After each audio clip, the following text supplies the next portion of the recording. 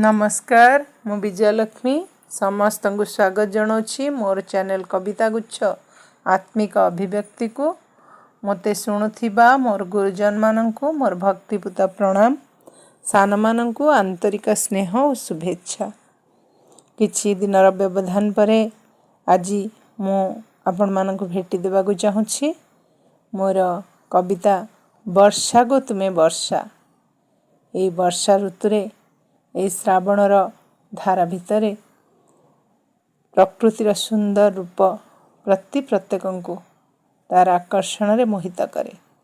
तेणु से वर्षार आकर्षण रे आकर्षिता होई मु प्रस्तुत करुछि मोर कविता वर्षा गो तुमे वर्षा। वर्षा गो तुमे वर्षा, तुमे निदाघ तप्त धरणी राणीर सबुजिमा भरा आशा। जीवन बिंदुर आरंभ तुमठु, तुमे प्रेमर परिभाषा। वर्षा गो तुमे वर्षा, सबु ऋतुंकर मिलन तुमठी, तुमे विचित्र बन्नाली निशा। तुम मध्य आदि अंतर स्फुटन, तुमे जीवनर शेष आशा। वर्षा गो तुमे वर्षा, तुम आगमने सुंदर ए धरा।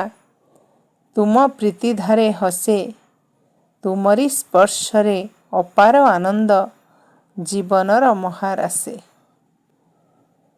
तुम आगमने सुंदर ए धरा, तुम प्रीति धारे हसे, तुमरी स्पर्शरे अपार आनंद जीवनर महारासे। वर्षा गो तुमे वर्षा, तुमे निदाघ तप्त धरणी राणीर सबुजिमा भरा आशा। वर्षा गो तुमे वर्षा, जीवन बिंदुर आरंभ तुमठु, तुमे प्रेमर परिभाषा। तुमे प्रेमर परिभाषा, तुमे प्रेमर परिभाषा।